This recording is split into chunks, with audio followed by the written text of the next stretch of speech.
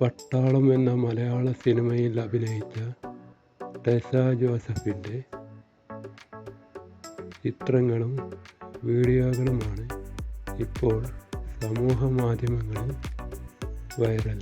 Mini സ്ക്രീനിൽ നിന്ന് സിനിമയിലേക്ക് ഗംഭീര തിരിച്ചുവരവ് നടത്തിയ ടെസ ജോസഫിൻ്റെ പുതിയ ചിത്രമായ ജിജോയ് സംവിധാനം ചെയ്ത തലവൻ എന്ന സിനിമയുടെ വിജയാഘോഷ പരിപാടിയിലാണ് കറുത്ത സാരിയിൽ മനോഹരമായി കാണപ്പെട്ടത്. ചിത്രത്തിൽ രേഷ്മ എന്ന കഥാപാത്രത്തെയാണ് ടെസ അവതരിപ്പിക്കുന്നത്. നടിയുടെ പ്രകടനം ശ്രദ്ധേയമായതോടെ നിരവധി അവസരങ്ങൾ വന്നു ചേരുന്നുണ്ട്. സിനിമയിൽ നല്ല അവസരങ്ങൾ കിട്ടിയാൽ ഇനിയും അഭിനയിക്കാനാണ് നടിയുടെ തീരുമാനം.